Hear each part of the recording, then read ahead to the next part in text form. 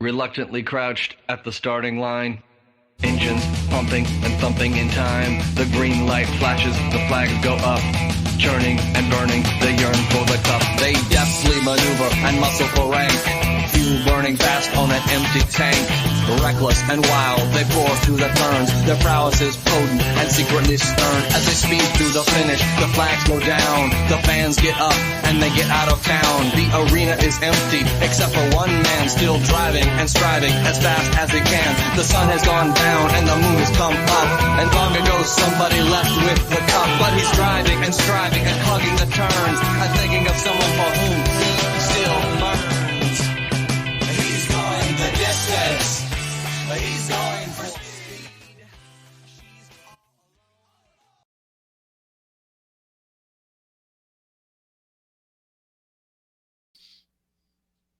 Muted, by the way. I was waiting. Oh, okay. I was waiting. Is this how Chris Jericho's character looks when you're trying to choose him in AEW Fight Forever? I have a baseball bat. Can I be a pro wrestler? It's kind of like Robert De Niro and Meet the Parents. I got nipples, Greg. Can you milk me? Anyways, I don't know. That's my thought for the day. Welcome to part B, part 2, part 2, part 3. I don't fucking know. Part dos. To appease the Perez's out there. Part dos of episode 107 of White Heat. Hi, I'm Brian. That's JJ. He's drinking coffee. I'm not. So if I yawn, fuck you. Hi. I just made the best coffee ever, and I know I'm never going to be able to duplicate it. Oh, well. At least it was for you and not for someone else. It was done purely by accident because I still had half a pot from last night. I made a pot of pumpkin spice. And so I threw that back in and I put a little bit of this caramel cream coffee I have in the filter. So it's like a blend and it's fucking delicious. I know I'm never going to get that recipe right again. Yeah. I think you'll shock yourself. I think you'll be able to do it again. So, yeah. We got some stuff. Wings! Uh-oh. Wings! Wings! Yeah. So we covered Wrestle Kingdom. We covered AEW. We do have a couple of quick notes from Japan that came out. Number one. So you win a title back, and then you say you're leaving. Yeah. Huh? What? What? What? I got nothing. I think I sent you a picture too with you did, but I had already pulled this up. I already had this ready to go, so I knew where you were going. But yeah, right. Basically he said that he's tired of spending time away from his family. Yeah. So I mean, it's kind of the life of a wrestler. Where's his family home? California. Hi, Sean. This is Tamatanga. How are you? Me, want to come to NXT. Right? I'm just saying. It's America. America. I know. America. Don't be stupid and go to AEW because you'll get used once. And then thrown in the fucking toy box. No, please don't. Please. I mean, please look at what they did to your little brother. Please don't. Please don't make him fucking Persona freaking 5th member of Bullet Club Gold, and no one's gonna give a fuck.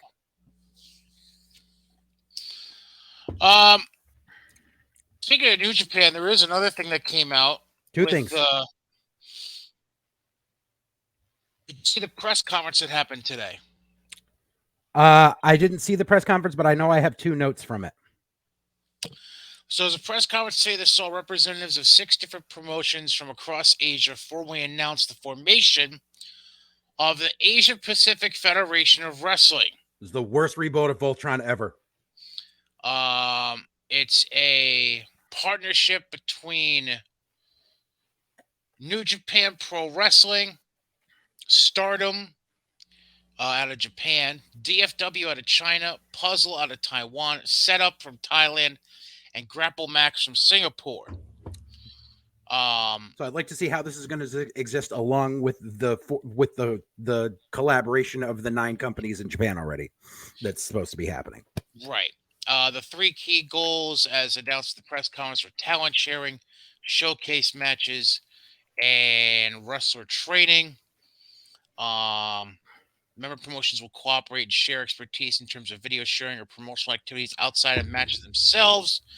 The first major step for the connection will take place in April when New Japan runs an event in Taipei, Taiwan. Yeah, that's that. Yeah. What are your pearls of wisdom you got out of that press conference? Whoop, be nice if I silence my phone. So what's the pearls of wisdom you pulled out of that? Well, I don't know about wisdom. I would say more like fuckery. Okay. Because What's up? this is the first bit. Please hold. Apparently, according to John Moxley, Marina Shafir is part of Blackpool Combat Club now. Huh? Mm-hmm. Huh? And he's going to be sending her to Japan to represent them. Huh? Yeah.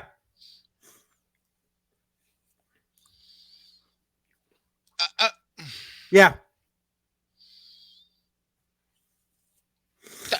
But Yeah. why? Who the fuck knows? Maybe they think if they send her over to Stardom, she'll train there and actually get better. And the thing is, she's never going to get better. She was in NXT for fucking years because she was not getting better. I have so many questions. Just because she's Roddy's wife doesn't mean you need to fucking placate her. She's terrible. She is never going to be any good. I have so many questions that I can't even get answered here, so I don't even know if it's worth bringing them up. Who made this decision? Why make this decision? What does this? Did he just fuck up creative that was supposed to happen on AEW TV? Like, what the actual fuck? I'm confused. I'm so confused right now. Okay, sure, great. Good for her.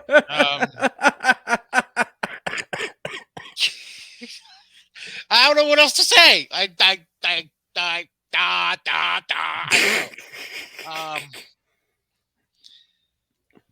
Okay. Maybe they figure because she can't cut a promo, we'll send her to Japan where no one cuts promos. You don't know me. And they'd be like, "Yeah, you're right. We don't know you. Who the fuck you are?" Just another white girl trying to steal your Japanese money. Yep. I got. And then the other bit that came out is Tanahashi already has his first challenger for the TV belt. Yes. No.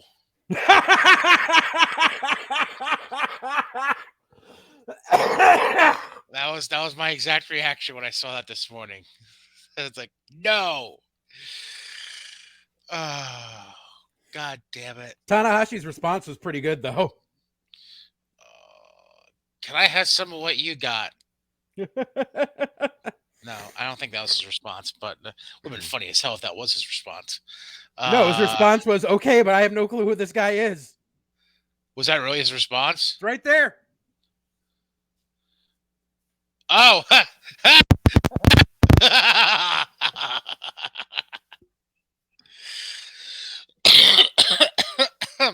Oh God! Oh, you're trying to kill me this morning.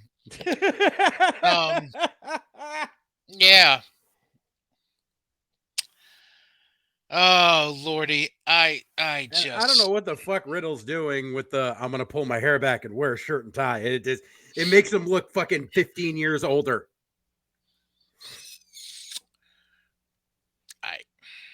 I got nothing for you on that one. But yeah, I saw it this morning. I was like, no? Question mark? Um,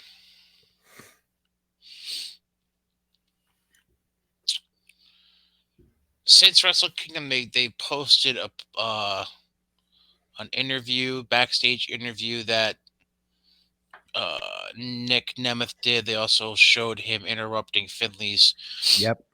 post-match thing and cutting a promo because Finley left the belt behind when he took off and this, that, and the other thing. And so I'm not sure if this is gonna be a one-off or what, but I like that a whole lot better than fucking Riddle. Jesus Christ.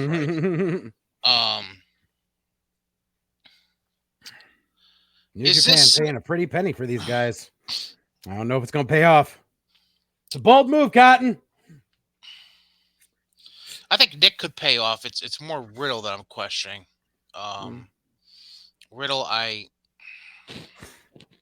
If it was Riddle 3-4 years ago, maybe. oh, so pre bullshit. Yeah. Like before all of the fuckery and the drugs and all that stuff and the porn star. You got his schedule for the weekend that I sent you? Yeah.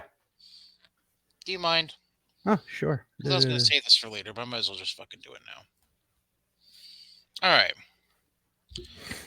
Top left corner. Mm-hmm. It's 35 minutes for me. Yeah. Or in the case of when I go to work later, 15, 20 minutes from me. Mm-hmm. Not even. Mm-hmm. I wouldn't spend 2 cents to go. On the bottom, I hope Fatu mauls him to the point where he can't go challenge Tanahashi. Top right. Yeah. Who sets these fucking prices? Usually, it's actually, I found out it's usually the venue. Well, fuck you, 199-07 34th Avenue. Yeah. My balls. Yeah, because usually, because I found this out because of like talking to people and stuff, and like, you know how there's an offshoot that used to be a Heroes Hideout in Mass that's no longer a Heroes Hideout because they split off from the dude. Are you talking about Zombie Hideout? Yes. Yes. Yeah. So basically, they have to charge based on the interest of the talent and how long they have the talent for, and they basically there's an algorithm to apportion it out. But and sometimes they end up getting screwed. Like I know, talking to because our good friend Joanna helps facilitate a lot of those signings. She's usually there like during the day and everything. And apparently, like when he brought in Corey Feldman, he got super fucked because Feldman like spent half the time he was supposed to be doing photo ops and autographs like on his bus getting fucking stoned. Sweet. And they lost money on the deal. Sweet. But that's why some of these things like the pricing is so bad. And that's why like if you go like so for these for those one-offs, it's usually the venue that will quote the prices. If you go to a convention, the conventions usually it depends on the person. If they're listed as a special guest, that means the convention is paying for them. If they're listed as a vendor guest, that means they have rented a table and they need to recoup their money. Mm-hmm. The problem is, though, the people who are vendor guests pay for their table, but then are charging an insane amount that they're not worth. Mm-hmm. Like, because like I've been going to cons since 2009. For one of the first cons I went to was it was a horror con. It was an offshoot of the ones that usually run in Jersey and PA. They ran one off in Connecticut. And the dude kept claiming he was going to come back for the next decade and never did because he's a fucking shyster. And that was actually a pretty good con because it was cons really kind of blew up in the past like 10 years. Mm-hmm. So this was pre that, where like if you were like bullshitting with someone, like as someone at their booth or whatever, and like you were like, hey, can I get a selfie with you? They'd be like, sure, and they wouldn't charge you. Or if you bought something, they'd be like, oh yeah, you know, I'll do this. It was before everyone was like, this much for a paid, this much for an autograph, this much for autographing your shit, this much for a picture, this much for this, and like had this whole fucking broad array. Mhm. Like I remember I was there, went over to the corner. It was Sid Haig was there. Sid Haig had DVD copies of the new Night of the Living Dead that he just did, the 3D one. And he was, and basically, and I got the DVD from him signed on both the jacket and the DVD and a picture with him, all for $20. Now, if you were to do that, the DVD would cost you $30. The autograph would cost you an additional $15 to $20, and the picture would cost you an additional $25. So cons have changed a lot, and it's really just a matter of figuring out like same guy that ran that con. The last one I went to was one of the ones in Cherry Hill, and the whole thing was John Cusack was there, and he was doing VIP photos. I stood in line for a fucking hour and a half to get ushered through like a fucking slaughterhouse fucking line of fucking cows to stand next to John Cusack, who was half awake and hungover, wearing a baseball cap and sunglasses, to get a picture taken with him and pay $100 for it. And what's worse is that was, so he was brought in as a special guest, so the con paid for him.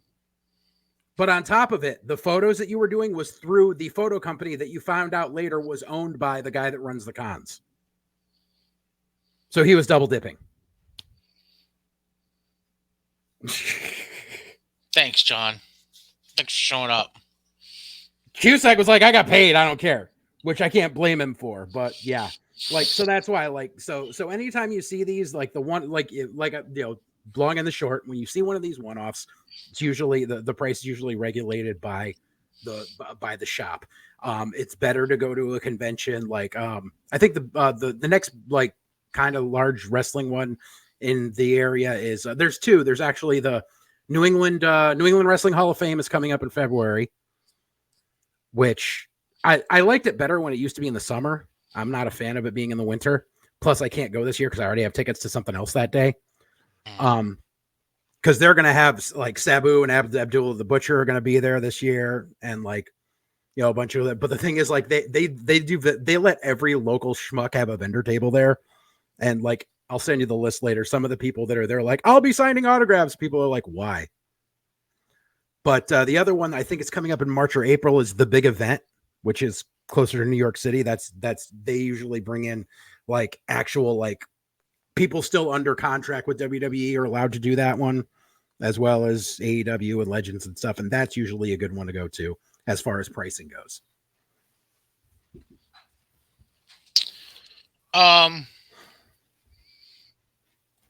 Just a question that came to mind as you were saying all that. Uh-huh. Are cons getting to a point where they're starting to price people out? Yes. Because of the bullshit? Yes, I wholeheartedly believe that. Because now it's like you have to pay, like, especially like one of the big ones that I'm glad I didn't go to, but Connecticut Horror Fest, which is only been around for a few years.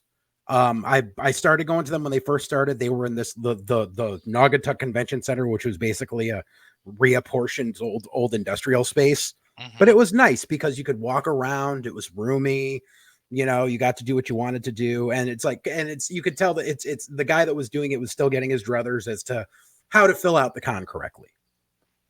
And things were all right. Then this past year, like 5 years in, he said that they were running at the XL Center, which everyone was like, holy shit, they made it big, yada, yada. And I remember I contacted him about having DPW and ISW do wrestling at it, and he never got back to me because I was like, listen, every other con in Connecticut is running wrestling.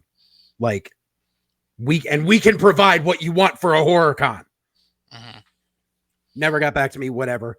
Come to find out, he didn't have the full XL Center. He had the one small facility that's like in the bowels of the building that holds like 350 people. and had everything set up in that one room. And on top of it was charging regular admission plus VIP admission plus advanced VIP admission. And so there were people who went there the day of, bought their tickets at the box office, and then stood there in line outside for 3 hours and they couldn't get in because they were at fire code and people weren't leaving because the advanced and regular VIP people stayed in there. So he ended up screwing himself and everyone went off. And like, of course, there were the defenders like, that's the venue's fault for still selling tickets. No, it's not. The venue was told, you're a box office. They could have been told at any given time, we're at capacity and we're not going to be able to fit anymore. Tell everyone that we're sold out. No, the guy running it never did that. Like, so luckily this year, 2024, they moved to the Connecticut Convention Center, which is 2 blocks away. And basically that's where like every con around here runs now. Retro Games Con runs there. I think basically every big con except for Terrificon and Kineticon don't run there. So it's a lot more spacious and I wish him better luck. And hey, maybe I'll actually get in on there. Because I know, because that's where every con runs that has fucking wrestling at it because they have room. Well, yeah. We got off on a tangent. Yeah. It was, it's just stuff that I'm kind of out of, just out of it when it comes to. By the way, but behind the curtain, the 3 things I just sent you, feel free to upload them, whatever you want, because it kind of rings into what we were just talking about. Because of yeah, I think you'll get a good laugh out of it. Oh, okay. DMs. In the meantime, I want to see if you're gonna laugh at this or not. Oh, Jesus, fuck.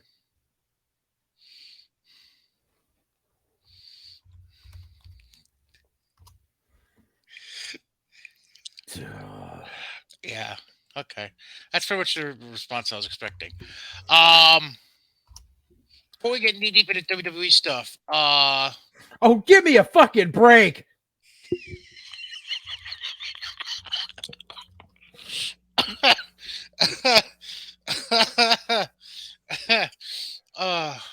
anyways, so apparently Roosh worked the Continental Classic with a torn hamstring. Ta- He said it was during his second match of the tournament with Briscoe, but he worked the last 3 matches just because Roosh didn't mention how bad the tear was or how much time he might need to recover, but yeah. So Roosh is going to be out for a little bit. So I guarantee he worked through it because he knew like it couldn't get worse than it was. Number 1, it couldn't get worse than it was. Number 2, I think he knew that if he said I'm hurt in the middle of it, that Tony would have released him from his contract. So he just said, I'll work 4 more matches and then I'll be like, by the way, I'm hurt. Which makes sense as to why he wasn't in that clusterfuck 8-man on the pay-per-view. Right. Yeah. Which, I mean, Roosh kind of has an injury history at this point. Yeah. Kind of damaged goods, honestly. Yeah. Well, that's what happens when you're a luchador and you work like a fucking road warrior.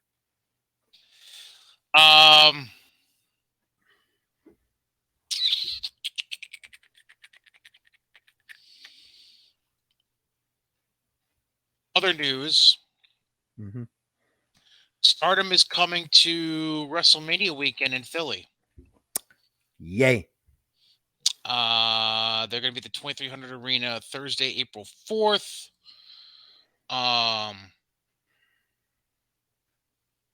It looks like Julia and Mayu Iwatani will both be on the card. But that's obviously they're not booking matches yet, but that's yeah, the next couple of weeks are going to really be the telltale sign because now will be when all the indies start saying when they're going to be running in Philly. Yeah. And we'll see who got highest bid on the 2300. Well, Stardom's going to be there Thursday, 3 p.m. for 2300. Somebody put out. Oh, who was it? Somebody put out a schedule Oh, okay. for. I don't think it was 2300 specific, but somebody who runs a weekend. Was it the assholes? I gotta double check. Because like, Somebody put out a schedule of various events. It might have been GCW. Give me a second. because like I'm really hoping at some point during Mania weekend, and I know because they've ran a couple of show offshoots at the 2300, I'm really hoping Danny Cage gets Monster Factory in there for at least like a midday show. Because I mean, and especially because Danny's got the momentum going where he had the Apple TV show this past year. And he really like you want to talk about one of the pinnacles of wrestling schools in the US that's been in business for 40 fucking years. Like they really, it would be nice for people, especially with some of the talent that they have there, like with Bobby Buffet and Goldie and Gabby Ortiz. Like they really deserve to get seen by the international fans that are coming in for the weekend. Right. Like they really deserve that push. Maybe it wasn't GCW. I don't know. I'm still debating on my plans for that weekend. I had to be GCW. Yeah, here we go. Okay. Yeah, GCW is the collective. They released the official schedule yesterday. So, and it's all going to be at Penn's Landing. I don't know exactly where that is. I don't know where Penn's Landing is.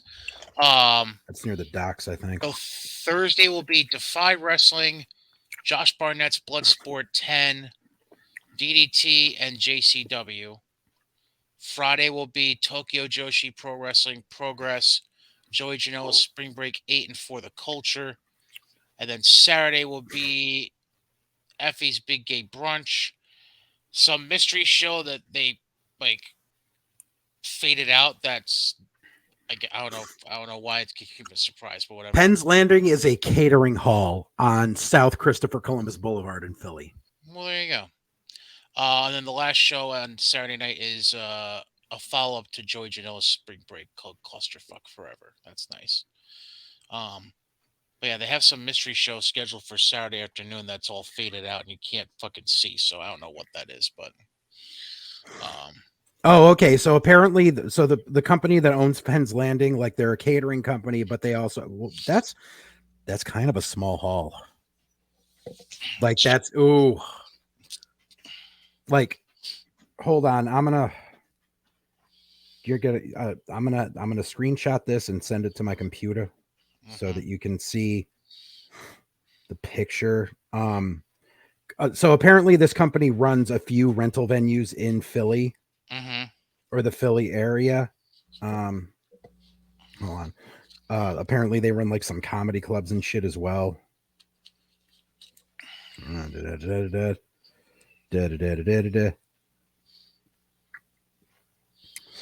Okay, let's see. The beauties of modern technology.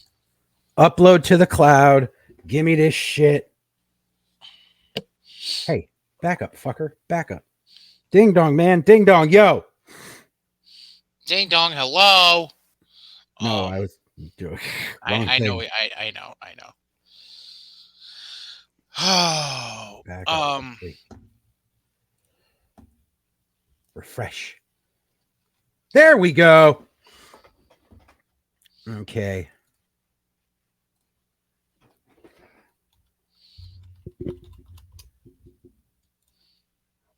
No, not you, Tamatanga. StreamYard.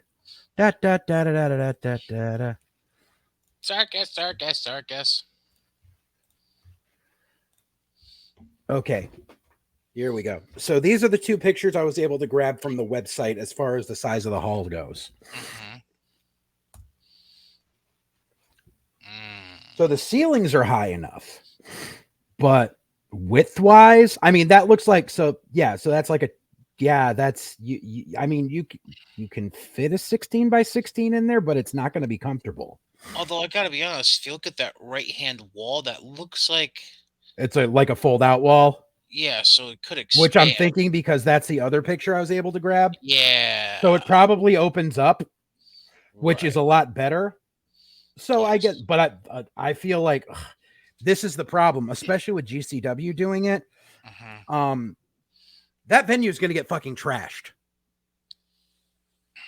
Well, So yeah. I really hope that Brett Lauderdale doesn't forge the insurance on that shit. I'm not saying he ever has, but I'm saying I know a lot of shindy wrestling promoters tend to do that. In the meantime, Alpha's about to clean up. huh? Alpha Senior Pops, because most people, like, or especially in the PA area, they get their insurance, they get their event insurance through Pops. Oh, I mean, we've gotten it through Pops in the past. gotcha. So he's about to clean up on Mania weekend. I guess so. Would you like to show who's going to be at GCW next month? I guess. Oh, Alex. I hope you're just doing this as a one-off. Well, he did. What do you call it? It's not his first one off because he popped up. I think he popped up at the GCW show in Hartford like 2 weeks ago. Well, I hope he's just doing it to get a payday on the way out somewhere. Yeah.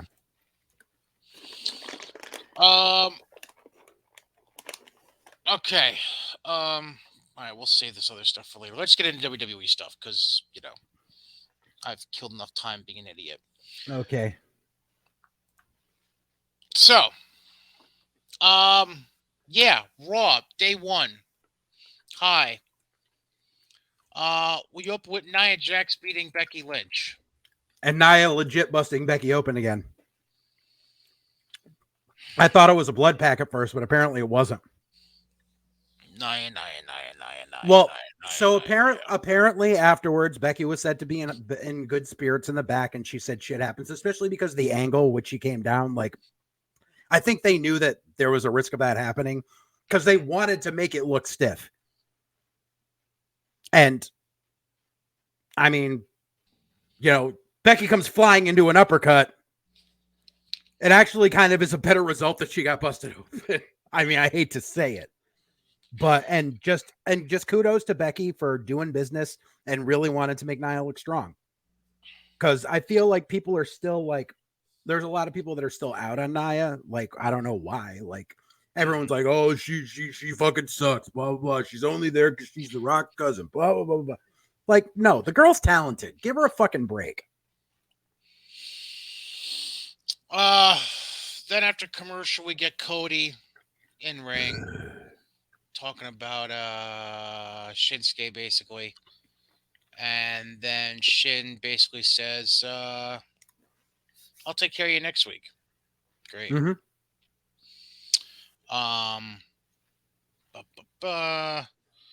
Then we get Kofi and Jey Uso against Imperium.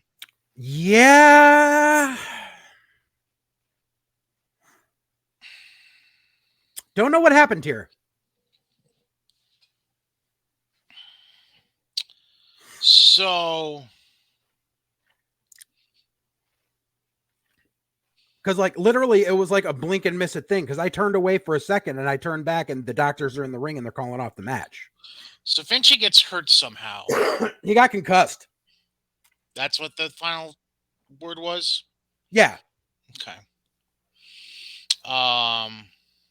But I mean, good on the doctors for being right there, stopping the match, and them just rolling with it.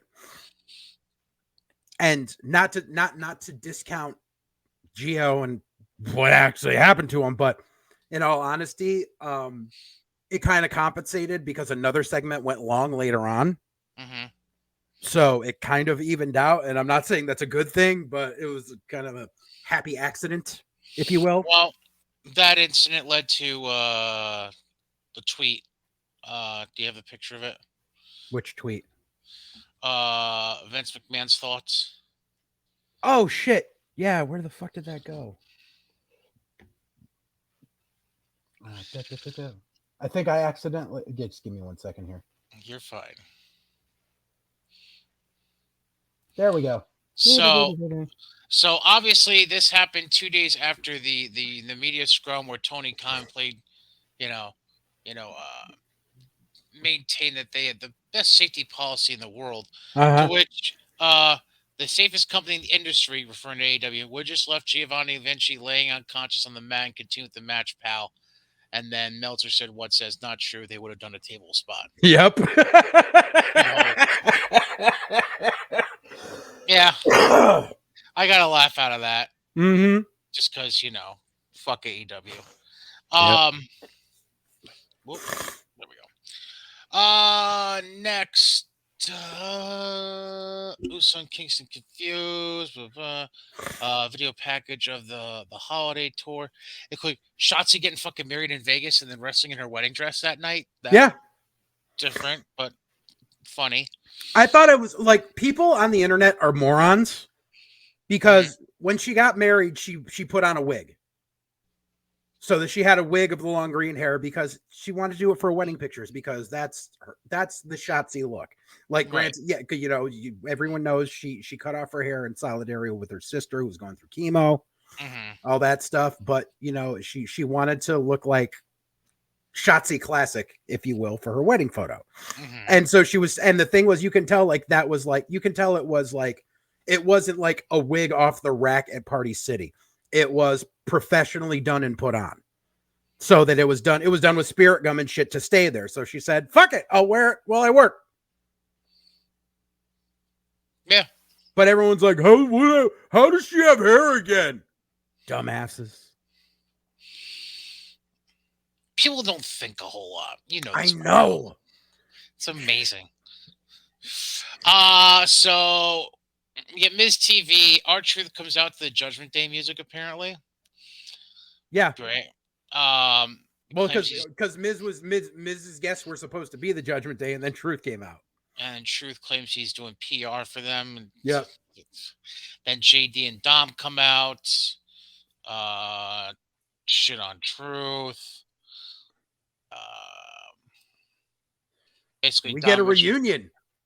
Awesome Truth reunion. Yeah. And all leads to a tag match. The match was hilarious because Truth kept standing in the fucking neutral corner. So Miz couldn't tag him because Truth was like, no, I'm part of the Judgment Day. No, you're tagging with me, but I'm part of the Judgment Day. Like, Truth is just such a national fucking treasure. I love that, man. Also, Truth eventually wins with a skull-crushing finale on JD McDonough. After what happened was JD was holding Truth back and Miz went through the thing and Truth ducked.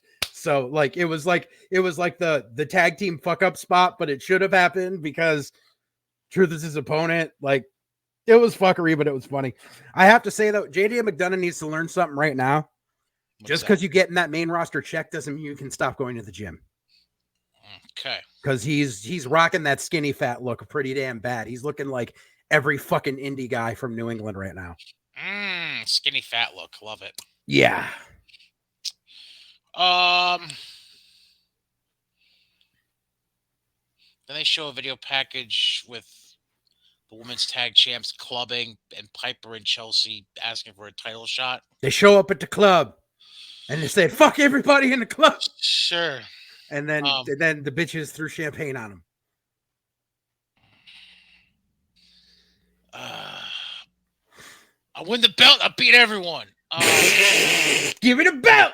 And I beat everyone. Then we get Ivy challenging Rhea Ripley. We'll call it that. Yeah. Rhea retains women's world title. Shocker. Yeah, like I know they want to make Ivy look strong, but she's just not ready.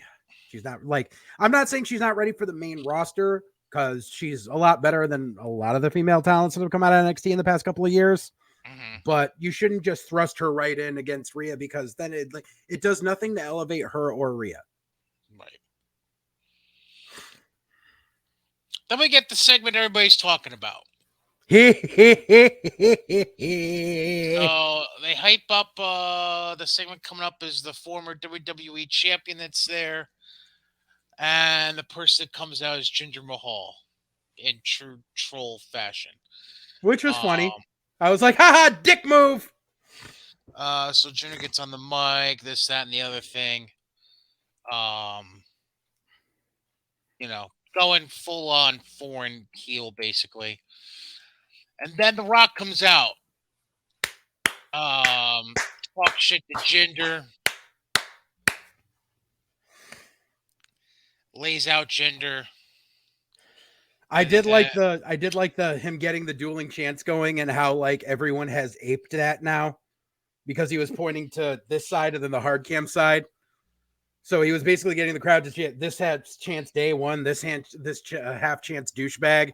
So day one douchebag. And I forget who did it. It wasn't AEW Botch, but someone, they basically did it and they edited the fucking audio and they put the AEW and TBS logos on the bottom of the fucking thing. So it's day one, crickets.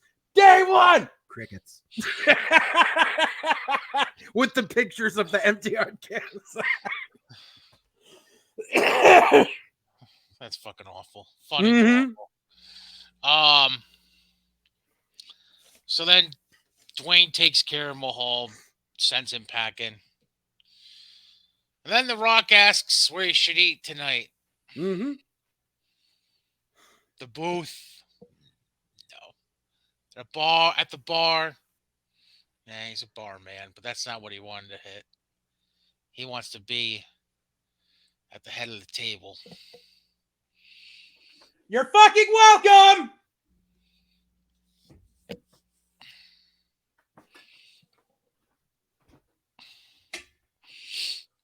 Are you done? Are you done? Barry Horowitz, motherfucker. Are you done?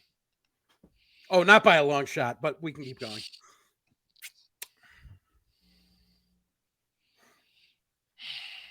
I got a lot to say on this. Shayna Baszler, Zoe Stark beats Tegan Knox and Natty in tag action. Mm-hmm. Thank God. Natty was rocking a new look, too. Huh? Natty had a new look, too. She has a new look every 6 months. Whatever. Then we get Drew challenging Seth for the World Heavyweight title. Mm-hmm. Eventually, Priest tries cashing in. Thank you. Priest tries to cash in. Drew gives him a Claymore for his troubles before he can cash in. Mm-hmm. And then Seth eventually gets the stomp, gets the cover, retains. Mm-hmm. And that's Monday Night Raw. Mm-hmm. I got the ratings. What do you got? Like I've got the actual the average and the breakdown.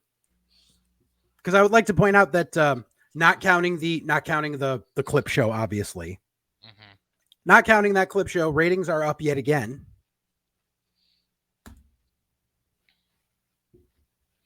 And you see this, you see that big jump right there? Is that Dwayne? Mm-hmm. Yeah. Granted, yes, it dropped off, but it gained back up going towards the end. And the end spot there, 1.811 million, was basically the average for the night. You can see that it was pretty much a steady trend. Mm-hmm. I would just like to point out, though, that for the second week in a row, not counting the clip show, without CM Punk, they did a higher number. I would also like to point out that the spike at the 10 o'clock hour there was a higher spike than the spike for Punk coming out 3 weeks ago.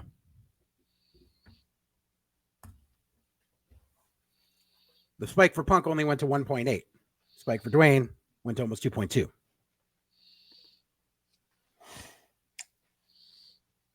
I'm going to hold on to that till a little bit later. Because it's all part of the grand scheme. I think your supply of haterade is starting to run low back there. think you need to replenish it for the next few months, just so you know.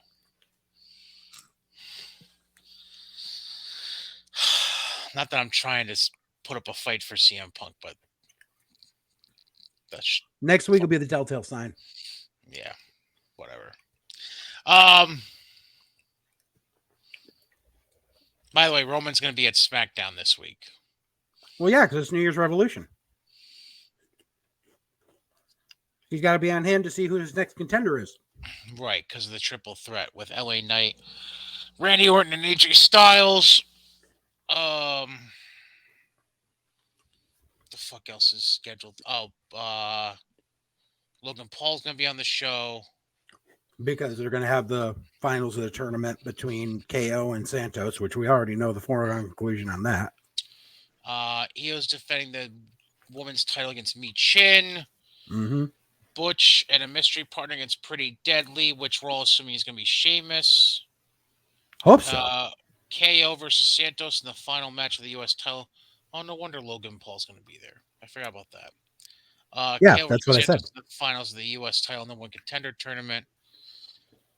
Yay! You know something? We're all expecting Sheamus. And I mean, that's probably the safest bet. However, what if it's Tyler Bate? That's what I was just going to say. Oh! It'd be nice. I don't know how it would go over with the crowd because Tyler hasn't gotten any of those introductions yet. Or like, the video package and stuff. Could they mellow? That'd be nice too. It wouldn't really fit though.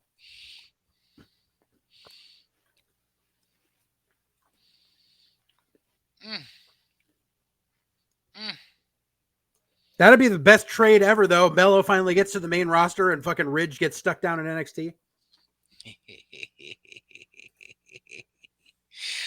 Although he's all serious, which we're about to get to in a second. Mm-hmm. NXT.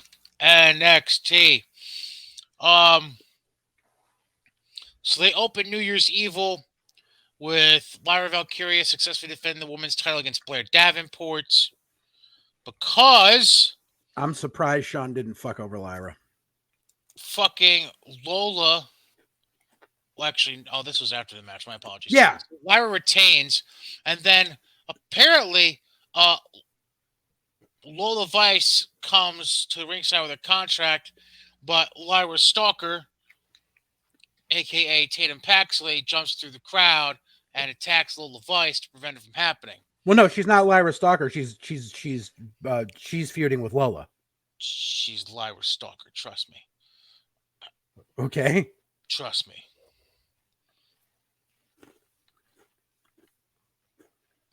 Have you seen Tatum Paxley's vignettes or promos, I should say? Haven't paid attention to them. Let's just say the most recent one that came out was her holding a bird. Oh. Representing Lyra. And she has a feather hanging around her neck. Oh, okay. And basically the idea is birds of a feather fly together. Arg. Yeah.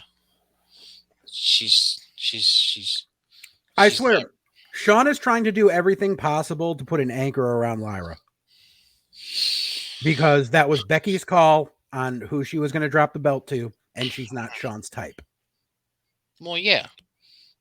For one, she has dark hair. For two, she's not American. Sure. When we come back from break, Kelly Kincaid says Ilya is not cleared for his title match against Trick. More on that later, but I'm just curious, what the fuck are we doing here? They're holding off the match for fucking Vengeance Day. And the thing is, another 3 weeks is not... Trick is not going to magically get better in 3 fucking weeks. He's not fucking ready for this. And Ilya is going to fucking embarrass him. Okay. LWO with Carlito showing up. Interesting. Well, yeah, because everyone thought it was going to be Dragon Lee. But instead it was Carlito, so you got the good pop there. And we got our first highlight of the year. they take on the, I didn't know they were called this, No Quarter Catch Crew. Yeah, see, this is what I was talking about earlier yesterday when I said that, the besides Dempsey, this fucking stable is fucking ass. Here's the problem. I love Gulak. And this was Sean basically looking at his shit from Evolve. And he wanted him to do another version of Catchpoint. For those who are not familiar, Catchpoint was a stable that Drew Gulak had in Evolve that was basically a stable of shooters. It involved Gulak, Riddle was in it for a time, TJP was in it for a time, which I really wasn't a fan of, but it was basically like the more technical bound people, and it was actually a decent little stable. Mm-hmm. Now Sean's trying to do that, but he takes Gulak. Dempsey, okay, I'm cool with that. Gulak and Dempsey is money. The stupid fucking white meat young boy and fucking David Otunga and Kurt Angle fucking makeup do not fucking work in this stable. Also known as Miles Bourne and Damon Kemp. Yeah, Damon Kemp is he's worthless. I don't give a fuck what anyone says. He is worthless. He is there as a form of nepotism because he was part of the deal when they signed Gable Steveson. And he's never going to be any fucking good. And Miles Bourne is he's another one that he should be on Level Up and he should not be on regular TV right now. He needs way more fucking seasoning. Well, that being said, LWO wins when Cruz. Did you see the high spot of this? The springboard, like. Yeah, the assisted fucking swan dive. Yeah. That's your first highlight spot of the for when they do the 2024 year in review. Mm-hmm. The first thing on there.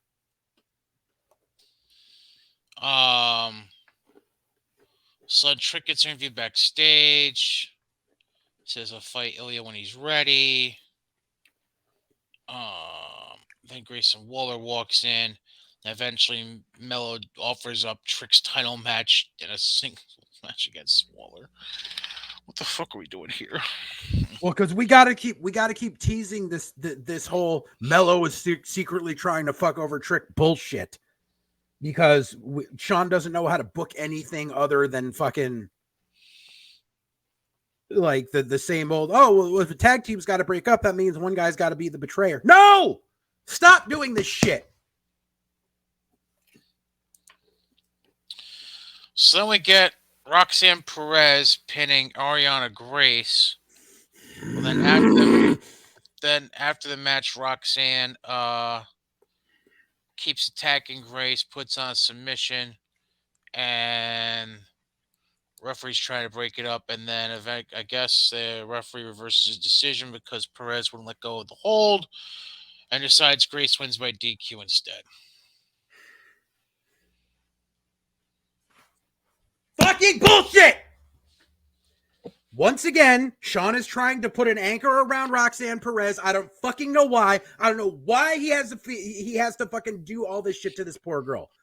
This is the girl who took the ball and ran with it when Mandy Rose fucked off and the crowd was behind her. And for some reason, that's not good enough for Sean. So he's got to keep giving this girl all of this bullshit. And then, I'm sorry, but this is unprecedented. This has never happened before. And I sat there debating with fucking morons on Twitter for way too long about this. They're like, no, this has happened before with a referee. No. In the past, because everyone wanted to reference Hart versus Lawler from the SummerSlam after the first King of the Ring. Mm-hmm. Because Bret Hart won, and then the ref reversed the decision when Hart wouldn't let go of the sharpshooter. Yes. The reason is because Hart won by submission, and then after the bell was rung, he did not let go of the submission. And that was also a storyline from 30 fucking years ago that should hold no bearing on what's happening now. That is the fucking difference.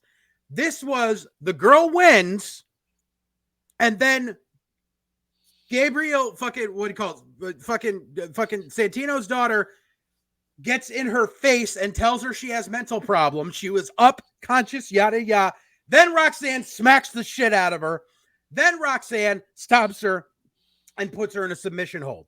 The match was done and over with for a full minute and a half before that happened. if you are going to set this fucking precedent of a post-match beatdown after the match is already done and over with, can reverse a decision, then fucking every other fucking match that a heel is in on Raw and SmackDown should be fucking reversed. Every time Judgment Day beats someone down, every time Bloodline beats someone down, the referee's decision should be reversed based on this bullshit that Sean just fucking pulled. It's the laziest fucking form of everything.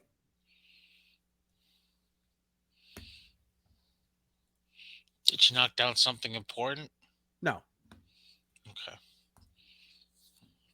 I heard something fall. Just want to make sure. No. Okay. Did you break the table? Are we okay? No, it was a medicine cup. Okay. So, Ava Raine gets interviewed backstage. Finally, for the first time, admits she's Sean's assistant now.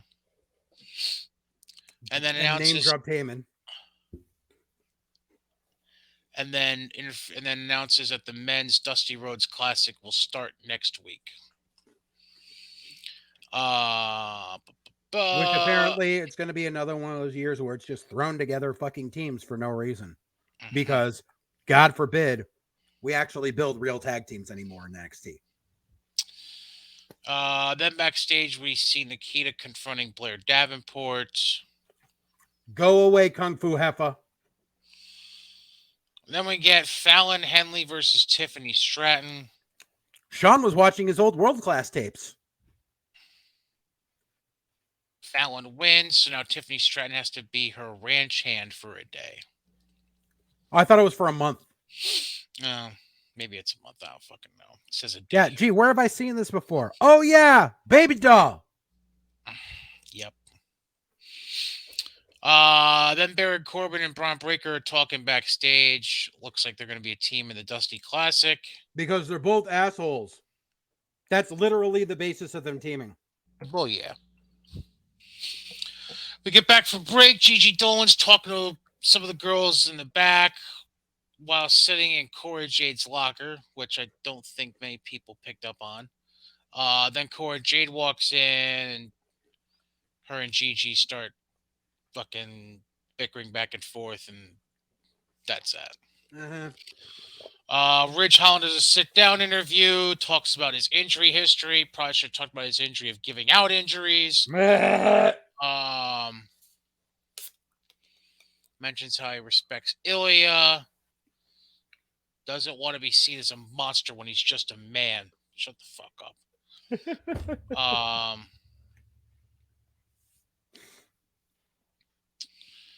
Thea Hale continues the being smitten with Riley Osborne angle. Like, so fucking like, this is one of the prime examples of why Sean needs to step down as the fucking booker, because he doesn't understand, like, literally the epitome of the meme of Steve Buscemi. Hey, hello, young fellows. How's it going? Like, literally, like, okay, I'm sorry, but you look at someone like Thea Hale. This is a girl who, if she was to go out to a nightclub, every fucking guy in the fucking club would not leave her alone. Let's be completely honest. But here she is, and she gives words of encouragement to generic Aussie guy, and he gives her a high five, and then she freaks out. She's like, "I'm never watching this hand again."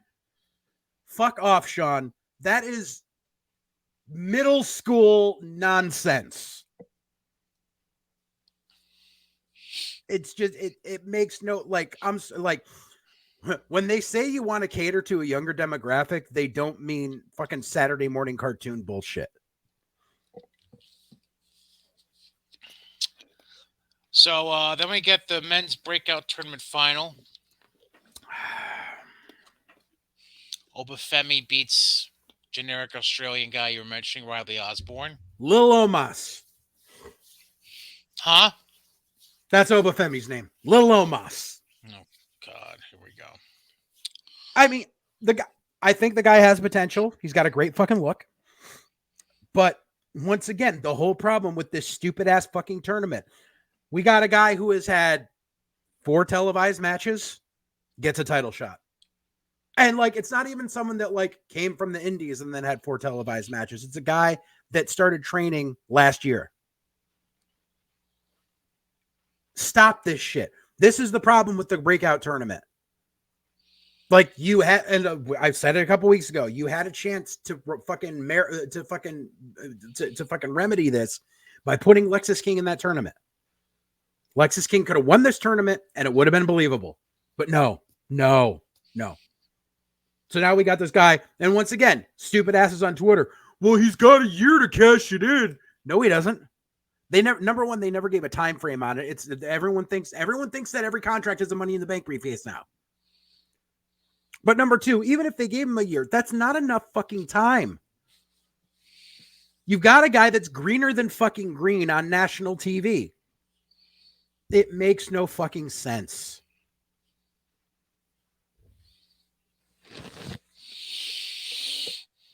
You're right. Can't argue that. Then we get Out the Mud cutting a promo on D'Angelo family. Once again, these fucks have had 3 matches, and now they're getting another tag title match. Then we get Izzy, Damon, Kiana James interviewed. Sure. Then they show Trick upset at Carmelo about putting his title shot on the line with Waller.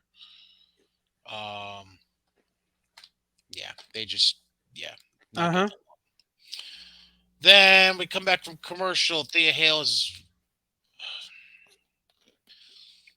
she wants to text Riley or buy him a gift card or something. Mm-hmm. Then Duke Hudson, Andre Chase appear.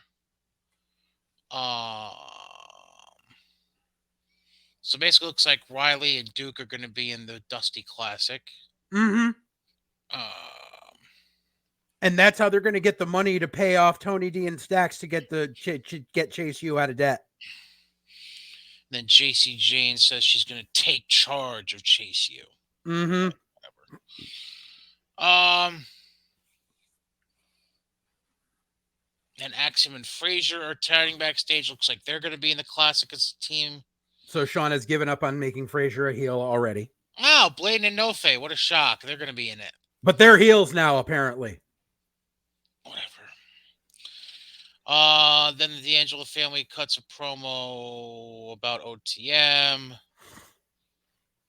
Who the fuck is Adriana Rizzo? It's the fucking chick that came out of nowhere during a vignette 2 weeks ago. And basically she's Section 8 Carmella. Like, if anyone remembers back when Carmella was first introduced, when she was with Enzo and Cass. She was a hairdresser originally, right? Right, but she was all, I'm Carmella, I'm the Princess of Staten Island. It's the same fucking gimmick. Is it really? It's the same fucking gimmick. Let me try to see this shit. Hang on. See if I can find this bitch. It's the exact same gimmick. Let me find this bitch on NXT. Yeah, NXT. Yeah.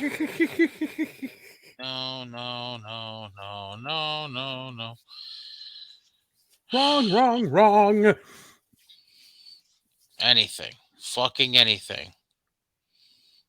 She's another one of those fucking NIL fucking kids. Is it really? Yeah. That's great. Why can't I fucking find any fucking thing? Because they don't want to fucking invest in this shit. It's not going to be in the highlights. I know that. All right, well, I'll keep looking while I go over this. Go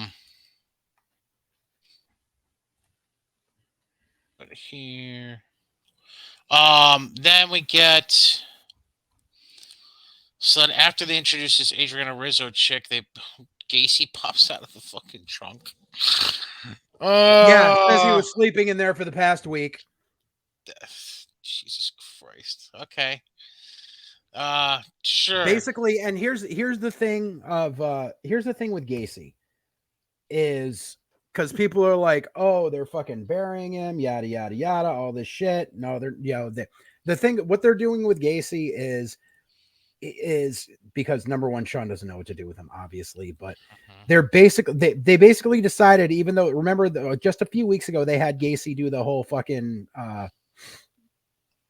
like throwing the guy off the roof and shit, and was basically cutting like an old school Joe Gacy promo. They decided instead to make him. They decided to make him the Great Gazoo. And I know people who listen to the show long enough know that I've made that reference before. He's basically the Great Gazoo, or he's Mr. Mixed-You-Spit-Lick. He's just basically pops up out of nowhere to make mischief. That's what he does. I don't know how well it's going to work out. They're turning into a comedy act, which doesn't work, and I really don't dig it. By the way, that's Adriana Rizzo. She's literally Carmella. Okay.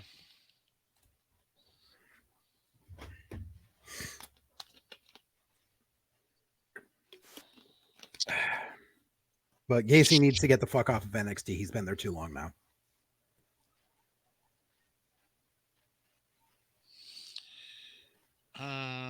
Okay. Yeah. I'm trying to see this video and try to get a feel for what the fuck was going on here. Oh. Okay. Roxanne snaps. Is this no? That's the LWO finish. That's I don't know what the fuck that is. There's one thing I've noticed too. Because like so WWE's it's called the WWE on Fox YouTube channel, but they air clips from Raw and SmackDown like pretty much like within an hour after the broadcast. Right. Like match clips and promo clips and everything. But they don't do it for NXT. And I don't understand why, because obviously if they're showing it for Raw, they have no problem with showing shit from USA. If you want to familiarize people with the fucking product, utilize it. Like all of these clips should have been uploaded to the YouTube channel.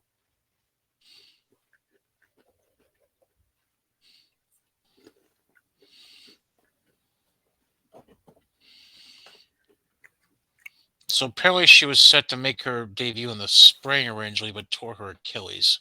Yeah, she was part of that whole fucking crop of people that got injured at the same time. Her and Kung Fu Heffa and Sol Ruka and Wendy Chu, because the trainer was pushing them too hard. That's nice. Mm-hmm.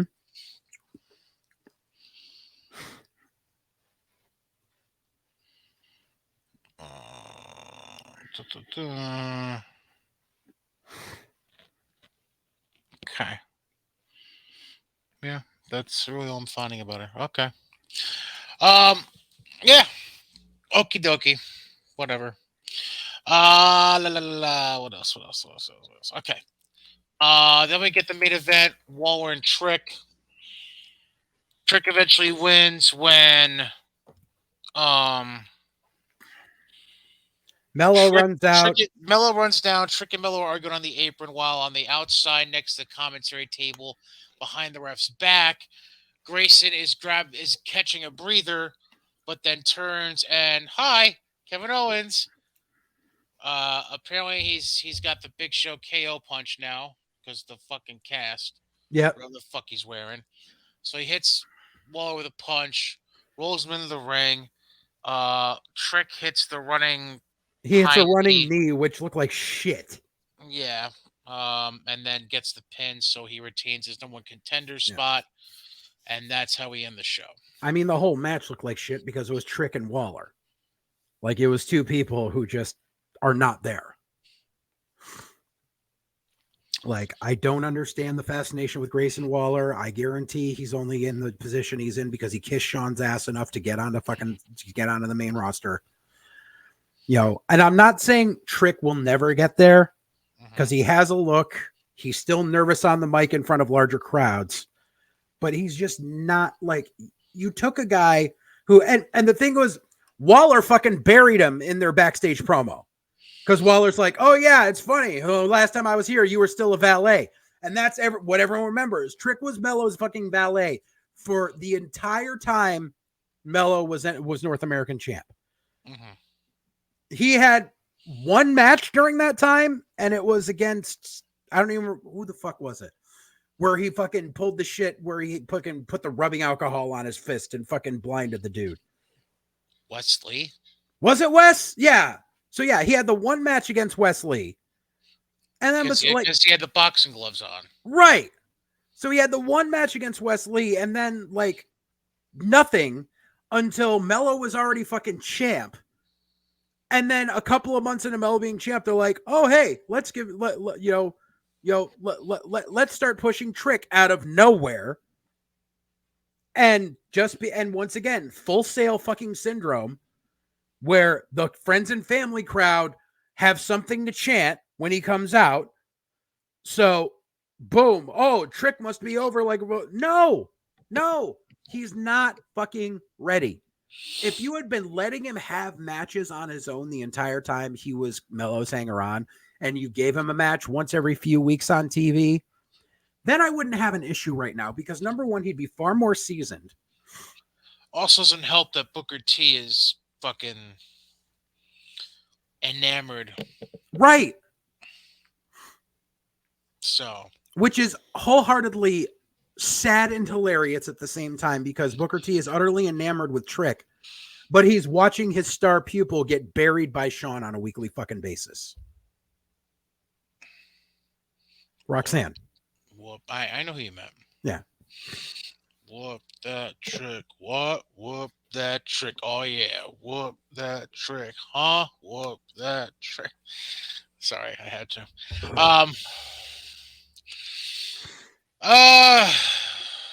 What else we got here? So we get to the preview special thingamabobber that was out yesterday on Peacock. Yep. I watched it. And honestly, I didn't have to watch it because Tripp spoiled the big surprise before the special even went on. Correct. So we get a full weekend in Toronto. Friday, July 5th, SmackDown. Saturday, July 6th, Money in the Bank. Sunday, July 7th, NXT Heatwave. I just think it's funny with considering the arena. Scotiabank Arena? Yeah. That's the arena that fucking AEW ran like 4 shows in a row at and couldn't sell out a single one of them.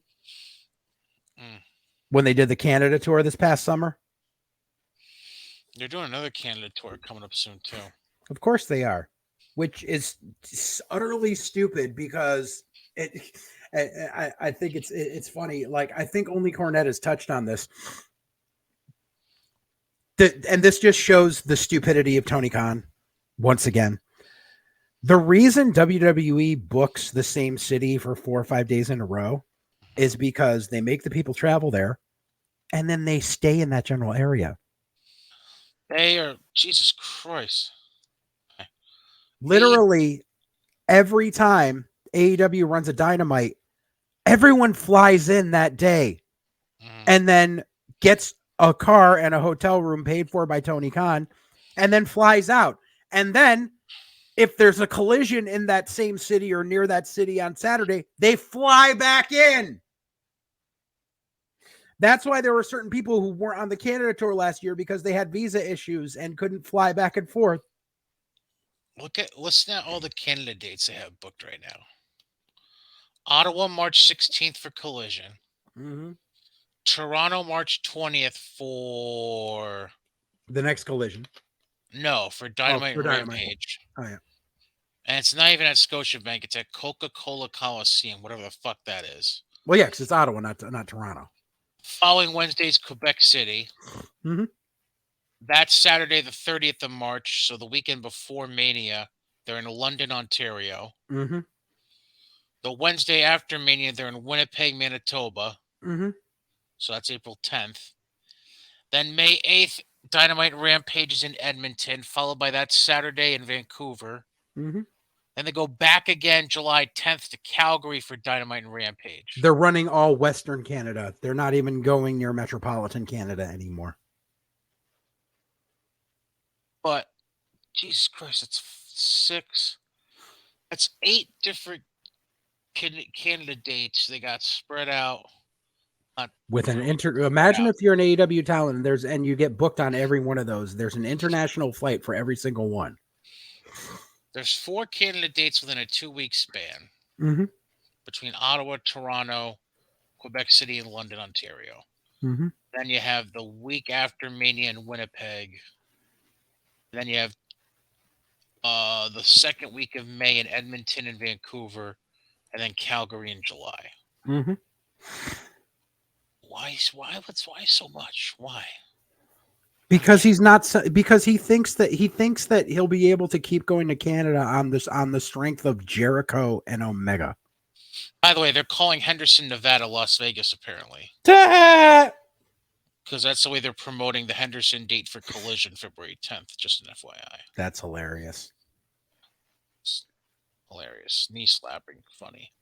Ha ha ha. Anyways, so there's that.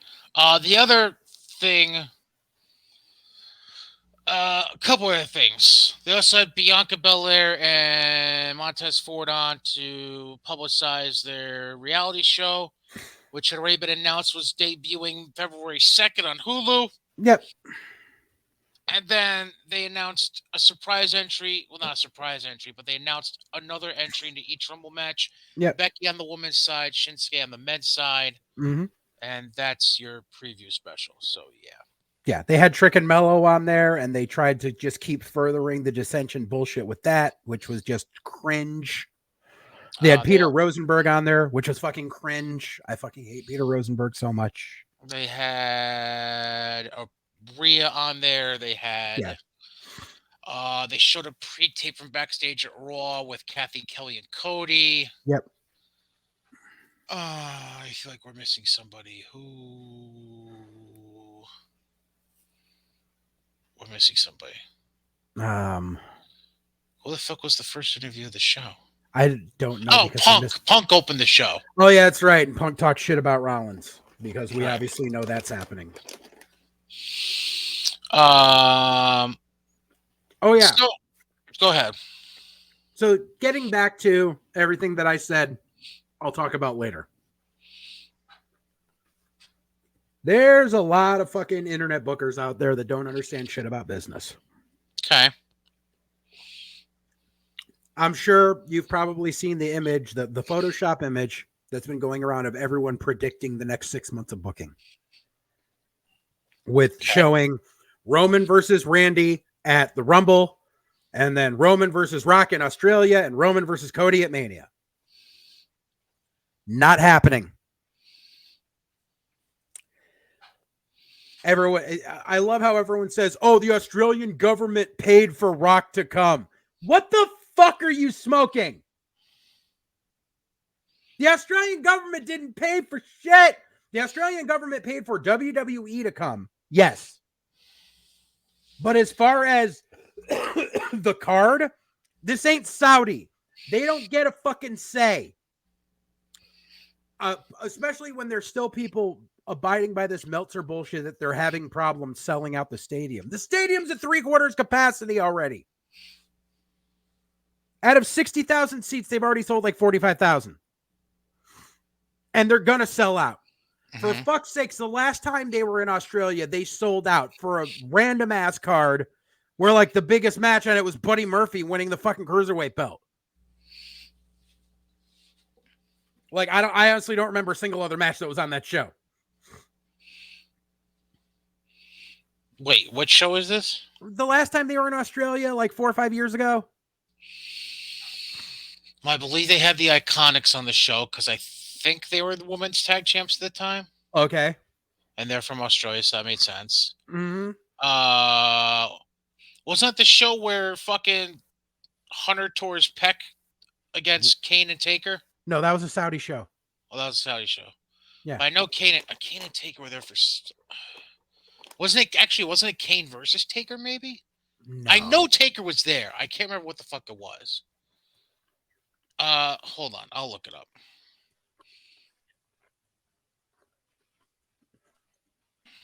But anyways, So everyone seems to think that they're going to do Rock versus Roman in Australia. No, they're not. For two reasons. One, that show is going to come on at 4:30 in the morning in the US. Granted, yes, they're going to expect people to watch the replay and everything, but they're not going to have a match that big air at an inopportune time for their largest audience. You're talking about when they were at Melbourne, right? Yes. Okay, I have it here. Okay, go ahead. Eventually, here we go. New Day beat The Bar to retain the SmackDown tag titles. Charlotte beat Becky by DQ in the SmackDown Women's title match. Cena and Lashley beat Elias and KO. The Iconics beat Asuka and Naomi. They weren't the women's tag. I don't know if were the women's tag teams even. I don't fucking know. But the Iconics won. AJ beat Samoa Joe for the WWE title. Ronda and the Bella Twins beat the Riot Squad in a 6-woman tag match. Oh, Jesus. This Buddy Murphy became Cruiserweight champion. He beat Cedric Alexander. Right. This was in the midst of. This was during the whole last ride for the Shield thing. That's what it was. Because the Shield beat Braun, Ziggler, and Drew. Daniel Bryan beat The Miz, become the one contender for the WWE title. And then the main event, that's what it was. Because this is what set up Saudi. Hunter faced Taker with Shawn in Hunter's corner and Kane in Taker's corner. Okay, yeah. That's what it was. That was the main event. Yeah. And Hunter won. That's what it was. And that was, please hold. That was October 2018. Right. So that was 6 years ago. Well, on 5 and change. 5 and change. And that was pretty much a throwaway show if you look at that card. So this is an Elimination Chamber. It's gonna fucking sell. Will Rock be there? Possibly. If he's not doing anything else, I could see, because it's on the road to Mania, he could very well have a tune-up match there. But they are not giving away Rock and Roman on a 4:30 a.m. PLE.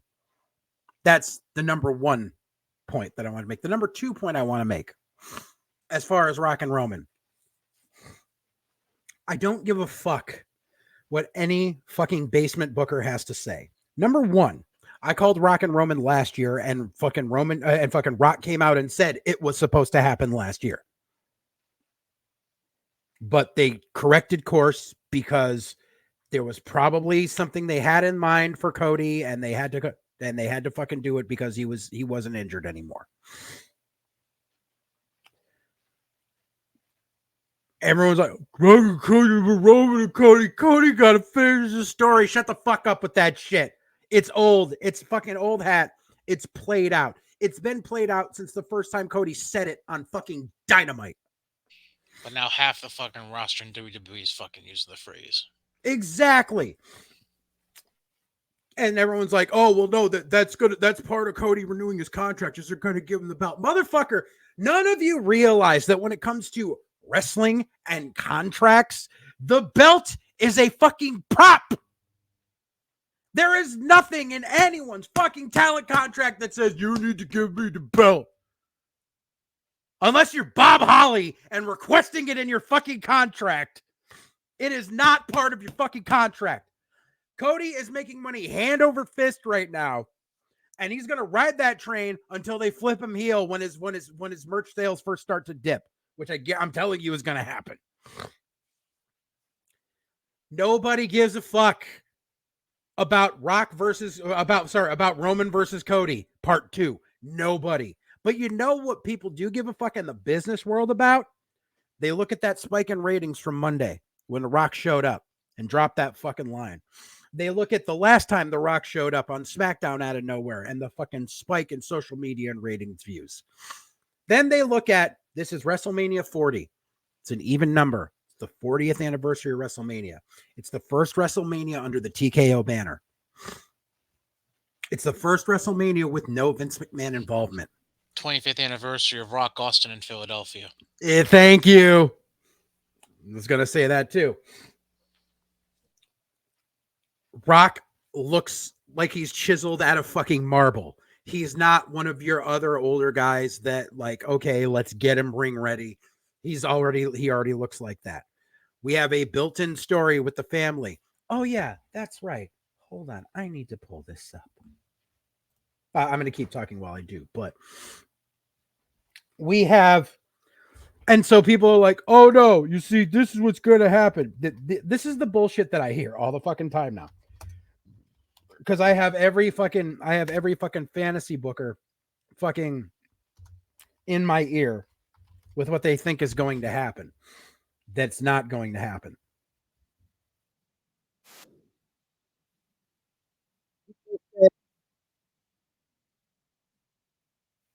Sorry. People say, oh no, so what we're going, where the fuck are you? There you are. Sorry, advancing tabs. People are like, oh no, so what'll happen is Roman will drop the belt to Cody, and then they could do Roman and Rock for the head of the table. Nobody gives a fuck about a made up fucking name. Yes, everyone that watches WWE on a weekly basis knows what the head of the table is, and they know it's what Roman's been saying, and we know that once in a while that has been added as a stipulation where not only do you become the champion, but you become the head of the table, and it's a Samoan thing. For the bubble of the WWE fan, fine. However, when WrestleMania comes around, that bubble does not exist, because when WrestleMania comes around, it is the biggest business opportunity for the TKO brand. Because what's going to happen is everyone that doesn't have an ultra premium Peacock subscription, everyone that doesn't pay the $9.99, everyone that either watches it for free, gets it for free through Comcast, or pays the $4.99 that has ads, those ad spaces are going to go for Super Bowl prices this year. To anyone that wants to do it. The whole thing about selling ad space on the canvas, you better fucking believe they're going to be selling that to the highest bidder because it's WrestleMania fucking 40. So when it comes to all of that, when it comes to the almighty dollar sign, your biggest draw possible is Roman versus Rock for the championship. Nobody gives a fuck about a made-up name when it comes to casual wrestling. When people see a commercial for the biggest wrestling event of the year, they want to see the big gold belt front and fucking center. Name me one boxing pay-per-view or UFC pay-per-view that ranks in their top 3 sales that didn't involve a fucking belt.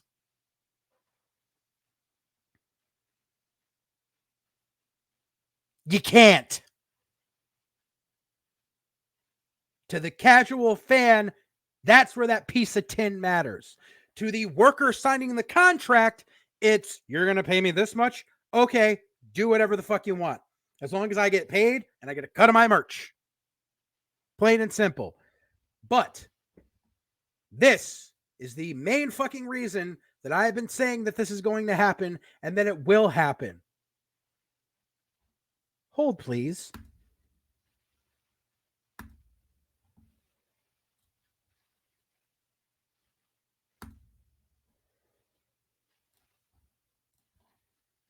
Don't drop me! Just once!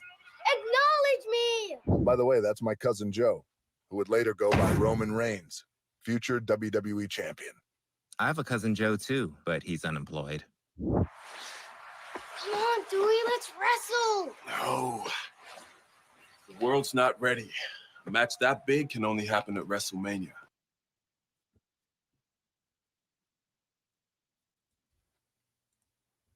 Shit was planted 2 years ago on an NBC affiliated product. And where is WrestleMania airing? On an NBC affiliated product. This was supposed to happen last year. For some reason, Vince got cold feet. It's happening this year. Nothing anyone says is going to change that. Cody will get his I'm gonna finish the story sometime at the end of the fucking year, probably. When Roman says, okay, I'm good. After Roman breaks Hogan's record. Once Roman becomes the number 3 spot in the top 3 longest reigning champions of all time, then, depending on where he's at, he'll drop it. I wholeheartedly believe that he's going to flip babyface again before that happens.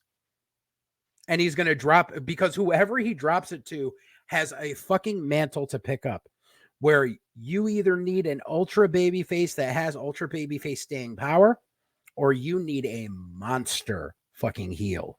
A monster fucking heel to dethrone the fucking infallible. And I'm sorry, but as much as people are adored with Cody right now and have been since last year, I'm sorry, but I remember 2.5 years ago when Cody was trying to be a babyface in the company he founded and getting booed out of the fucking building. It's going to happen again. History tends to repeat itself, especially when you have someone who on a personal level is as much of an asshole as Cody Rhodes is. Speaking of, because I know you sent this to me a couple days ago, but as far as when you need someone, you need someone that can hold up to this.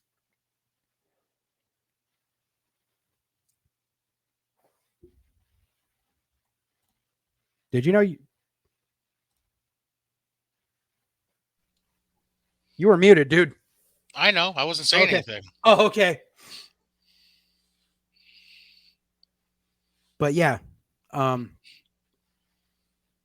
you got your monster heel right there, dead center. I wholeheartedly believe that that's going to be the guy to dethrone Roman.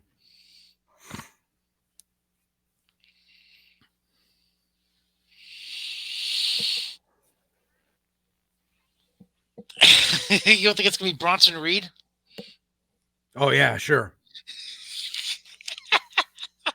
No, it's going to be Braun Breaker. Hey. Fuck that noise. Never know. Hunter could get a hard on for no fucking reason. Hunter already has a hard on for Bronson Reed, and we're seeing how that's playing out. Oh, well. Hunter is slowly learning that his hard on means jack shit at times. Oh, thank you for bringing that up.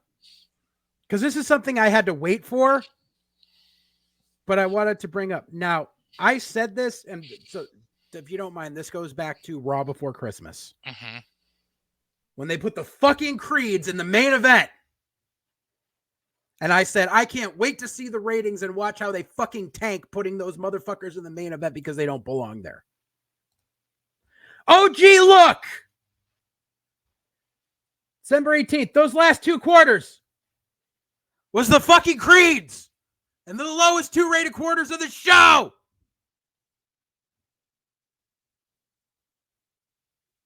That hard on needs to go the fuck away because they are not ready.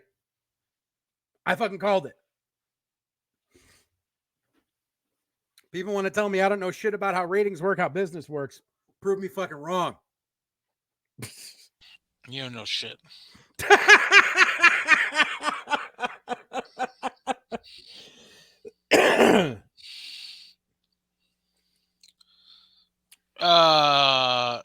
Speaking of not knowing shit, this is a guy who didn't know anything about wrestling, but he knew enough about TV production to fake it until he made it for 40 years. Kevin Dunn leaving WWE. Praise the Lord! Motherfucker's gone! It's a miracle!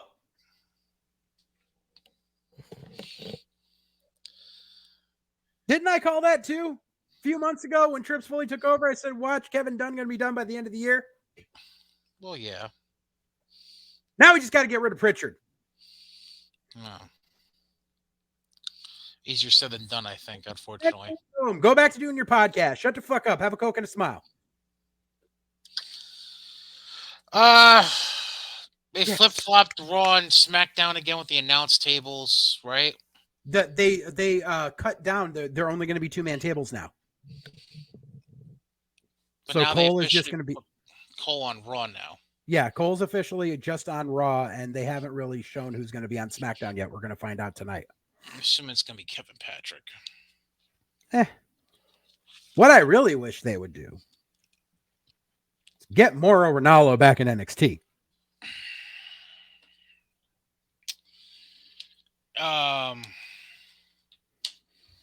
That would require a lot of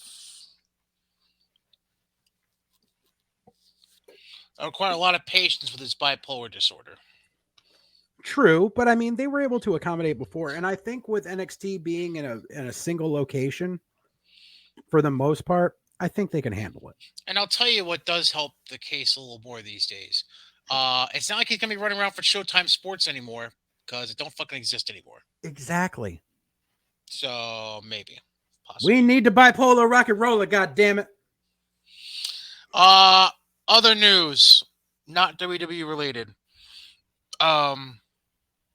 I did not have a graphic for this, but TNA did announce another entry for the Knockouts Ultimate X match at Hard to Kill last night, and it's the winner of the original Knockouts Ultimate X match, Tasha Steelz. She's going to look to win it for a second time, and she's in the match along with Jody Fret, Zaya Brookside, and fuck, who was the other woman? Oh, Giselle Shaw. Yeah.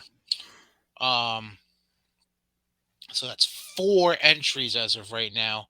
Ultimate X is usually what, 6, I think? Depends. Sometimes So- 4, sometimes 6. Okay, so we'll wait and see if there's anything more after that. Also,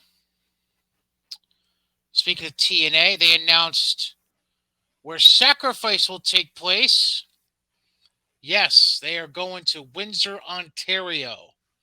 Friday, March 8th will be Sacrifice, and then the following day, Saturday, March 9th, will be Impact tapings.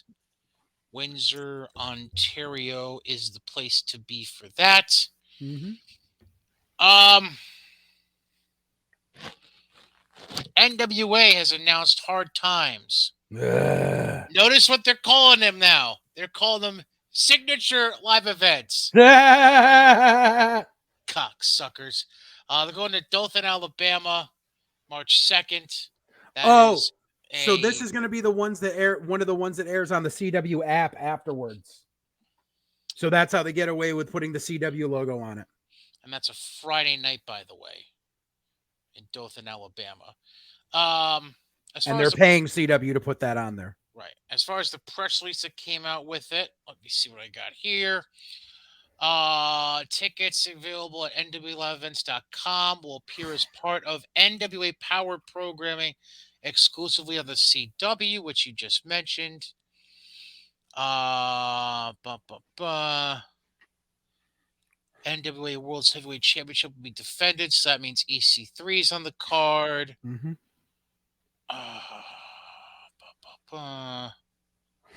What else here? What else? Yeah, stream for free on the CW app. You just said that. What else? Talent scheduled to appear as of right now. EC3, Cardona, Silas Mason, Kenzie Page, Murdoch, Latimer, The Immortals, Blood Force Trauma, Aaron Stevens, Austin Idol, Violet J. Yay. Brothers of Funstruction, Colby Carino, Mims, Maxie Impaler, James Mitchell. Oh, he's still employed even after the Coke spot. Good for him. Oh, yeah. Yeah. Burchell, Brian Idol, Natalia Markova, Kerry Morton. Blah, yeah, okay, whatever. But that's not the key to the press release. Would you like to know the most important part of the press release? What? With the purchase of a ticket to the event, Free hot dog. you can also get early access to the show for a VIP meet and greet. Oh, Joe. Guess who it's with? Billy Corgan. You're right. Ugh. Yeah. Yeah, see, here's the sad fucking thing. Billy Corgan, I've found this out from people. When he does these like one-off Smashing Pumpkin shows, Like he goes to the bar in like if he's at Mohegan, like does the arena, and then he like goes and hangs out in the Wolf's Den and waits for people to recognize him. So good luck on that VIP meet and greet. Right. Like, oh look, it's a live action fucking Garbage Pail Kid. Let's go say hi. Charlotte had surgery this week for a torn ACL, MCL, meniscus. Injuries expected to keep her out of action until at least 2024. Damn. Well, it is 2024. I said October though, didn't I? You should have said till at least. Oh, I meant October 2024. I'm sorry.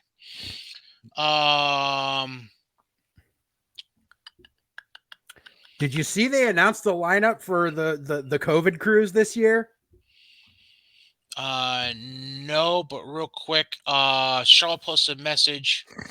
She thanked everybody for the positive messages. I haven't been an expert in overthinking, and this is the first time I've ever been truly scared of the unknown, but also feeling like I'm losing what I'm most proud of, and that's being an athlete. I don't like showing physical weakness, and this has left me feeling exposed, a process I know I will grow from, but a very new one to me. So, and then she went on a little bit more from there, but yeah.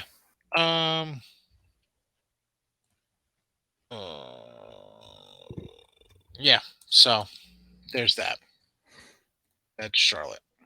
All right, COVID cruise. What COVID? Wait, COVID cruise. What? Hold on, I'm uploading the graphics. Oh, you talking about the Jericho cruise? Yes.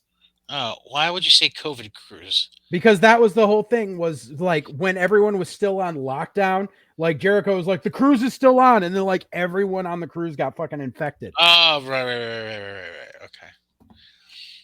Fucking threw me off for a second. What the fuck is a COVID cruise? I mean, I'm pretty like from what I've heard from people who have gone on that shit too, it's like you do not want to be on that fucking boat with like the amount of like people who don't know how to bathe. But the open ocean air should allow it to air out. Yeah, you would think, except no. So you're just mixing salt air with BO. And like, I remember like there were some stories of like how like the pool on the cruise like turned green. So it's like the ocean version of the Grand Slam. Yeah. I'm horrible. Anyways. So Jericho announced the Jericho cruise, and it is a huge fall from grace of the last few. And I'm guessing that has to do with the fact that, well, people are distancing themselves from Chris Jericho right now. Mm-hmm. And I'm also guessing that wrestlers don't want to be stuck on it. Like that was another thing, was wrestlers were like, I couldn't get away from these fucking marks. Like no matter where I go, like they won't leave me alone, because you only got so much room to go on the fucking ship. Like Shell and Carol just went on a cruise, and they came back and she was like, it was fun, but by the end of it, like I've done everything on the cruise twice, walked the distance of it back and forth. Like you've seen every person on the ship that you don't want to see at least twice. Like it's a confined thing, like, especially because it's just the cruise. Like you're not getting off to go places. Like at least they were able to do that. Which it's funny because Shell's going on 2 more cruises this year. Because she's going on because she won them at the casino. One of them my wife's going on with, so she's going away for a week in November. Oh, party time! Woo! Yeah, I'm gonna sleep. But yeah, so apparently apparently a lot of people are going to be working extra spots on this fucking show. Great. So what we have is, let's see here. The Jericho Cruise Oceanic Championship, which is a thing apparently. So this is a number 1 contenders match. Michael Oku versus Mike Bailey. Okay. Mike and Mike. Yep. Oh, hold on. Apparently the winner of that is facing Cardona for this made up fucking belt. I forgot Cardona had that. Jesus Christ. Because Cardona's a belt collector, don't you know? With a bunch of fake ass fucking belts. Okay. Then we got this. This must be the AEW portion. A lot of flips. Okay. A lot of A lot of gymnastics. flips. It's Death Triangle, except 2 guys are injured. It's AEW versus CMLL or no, against AAA. It's random episode of Rampage is what it is. Basically. That's literally that's a Rampage episode right there. Mm-hmm. And then the main event.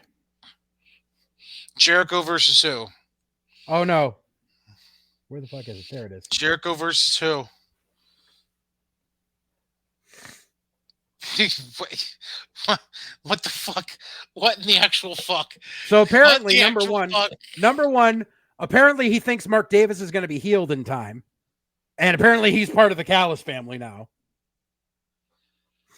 Well, by association, I guess, because of Fletcher. But Fletcher's a singles champ, so why would his tag partner just automatically be in? Because it's Aussie Open, dude. Does that kind of give away who's going to win between Oku and Bailey, I guess? That's what I'm guessing. He's not going to have Mike. He's not going to have Bailey work 3 fucking matches. You never know. Oh, Jesus Christ. But this is because that's the thing is like literally like the Jericho Cruise used to have like a whole bunch of people on it, and now it's dwindled down to this. It's dwindled down to a random Rampage match and a guy from Impact having to work 2 to 3 matches. And I'd love to know how he's getting away with using the term Jera Show when that's a WWE copyrighted fucking term. And I guarantee you his answer to that. It's in international waters, so it doesn't count. I guarantee that's what he's going on. Someone call Stephen P. New. Great. Lovely. Yeah. Fuck off, dude. But that's not the most important event that's coming up. I think you know where I'm going with this, so please, by all means, bring it up. So, if you live in my area, now I have nothing against the school. I love the head coaches from both basketball programs. They got fleeced. Yeah. Go to the next one with the prices. Nope, not that one. That one. Yeah. 20 for the 8x10 sign, 20 for a picture, and what's the combined price? 30 or 35? Or it could be 45. Who the fuck knows? 30. Okay. Yeah. And then there's Sunday, which was the other one. Yeah. That's a gym in Albany on Erie Boulevard.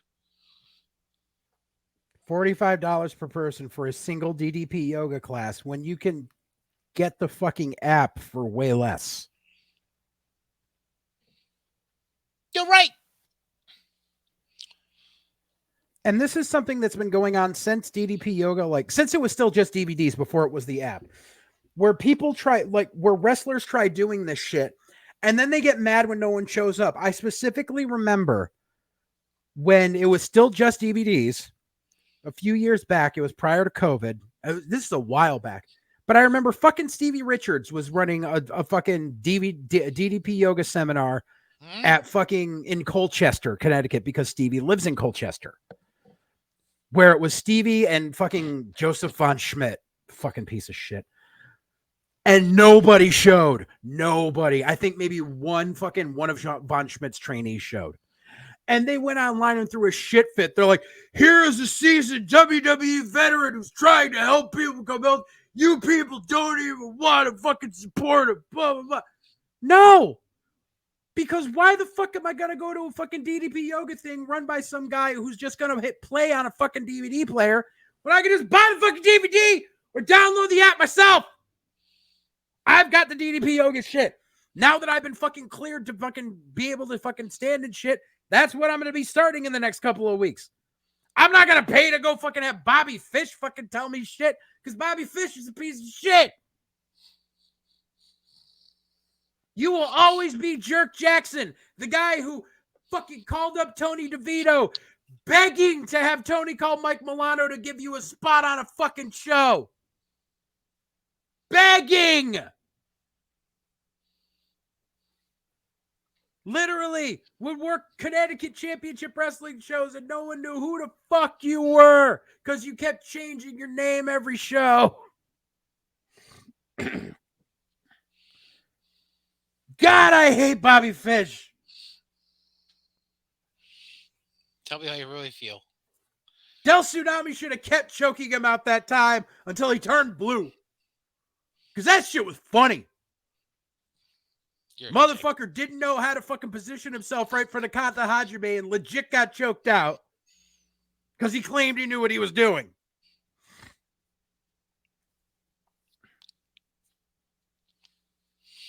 Anything else you want to get off your chest before we get out of here? Fuck Bobby Fish.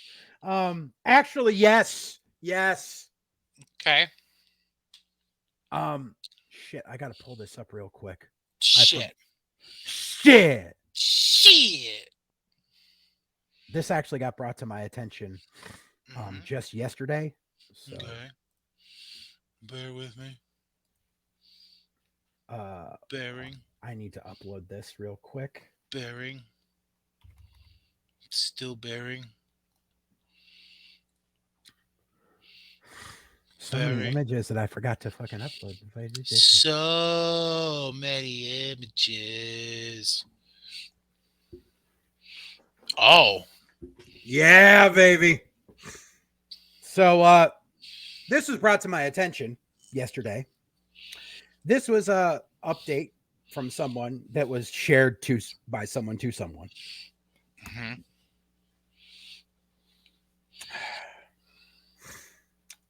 So this person says, New Year's resolution number 3, let go of everything in the past. Act like nothing ever happened, and I had to stop wrestling due to COVID just like all of you. No longer disappointed in the people that called themselves my friend. Here's the problem. This person, named Jose Camacho, did not stop wrestling because of COVID. Jose Camacho is a wrestler from New York that goes by the name of Caveman. Caveman was outed for sending dick pics to a 15-year-old girl. Dick pics. And saying, I'm going to do a lot of things to you. 15-year-old. There is literally a Google Drive out there that I still have access to with all of the shit in it, including screenshots of this dude's dick. Google Drive. So, yeah. And the thing is, like, there was, what was it? Last year, there was like a taco fest in Hartford that they were like, we're going to have Lucha Libre. And they put up a poster and it had Caveman on it. And I contacted that promoter and I went, yeah, you know, this dude's a sex pest, right? And I sent them the Google Drive and they went, holy shit, thank you. And unbooked the fucker.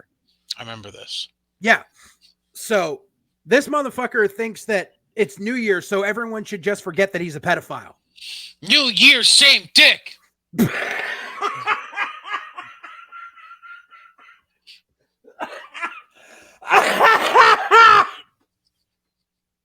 Bro.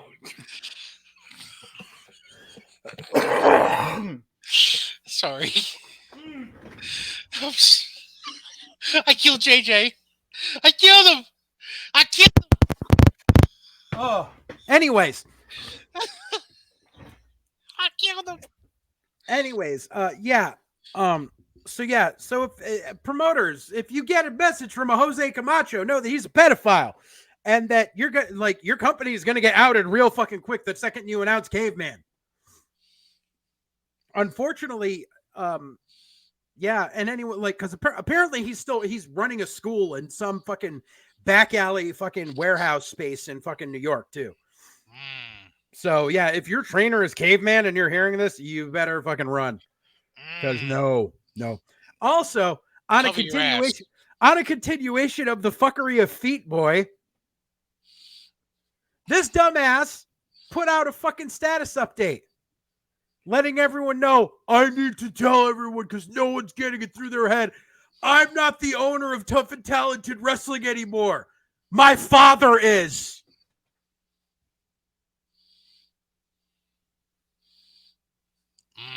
Feet. So you're still fucking involved.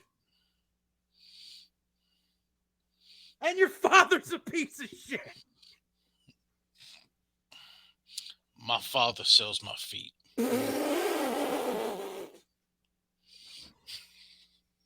As long as the name Viscerello is still attached to that sham of a fucking company.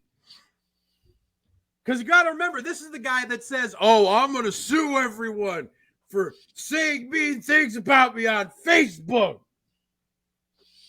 Vociferously Viscerello. So yeah, fucking Feet Boy, fucking Caveman. New year, same moron. New Year, same feet.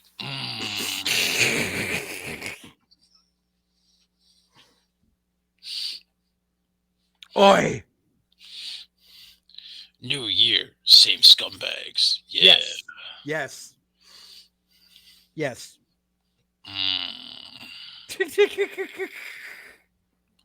Oh yeah. What's really have you ever seen Caveman? No. And I He especially look at haven't seen his dick. he weighs like 150 pounds soaking wet. He's a Puerto Rican with a unibrow. Probably wraps around his leg though. Nope.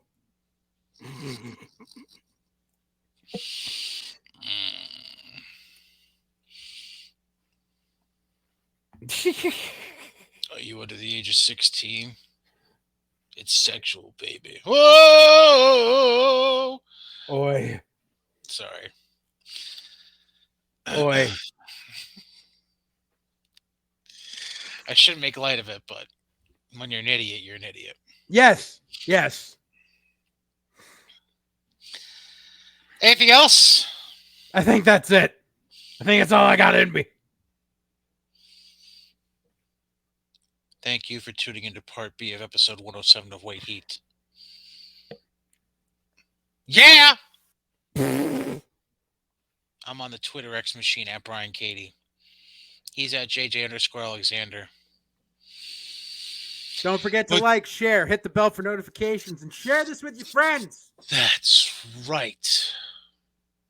Damn right. Congratulations, Taiji Ishimori, on becoming KOPW champion. Fuck us all! At least it's not Toru Yano. By the way, there was an 8-man tag match. Yeah. If I tell you this one team, you're going to laugh. Okada, Ishii, Pirate Boy, Danielson, and Moxley. Yeah. Fuck. That was actually an 8-man tag team match. That was team 1, yes. I'm assuming they won. I don't know who they beat, but yeah, that was one of the teams in that match. Just thought I'd throw that out there just to see a reaction. I got exactly the reaction I expected. Oi. All right. For the Pirate Boys, known as the BCC.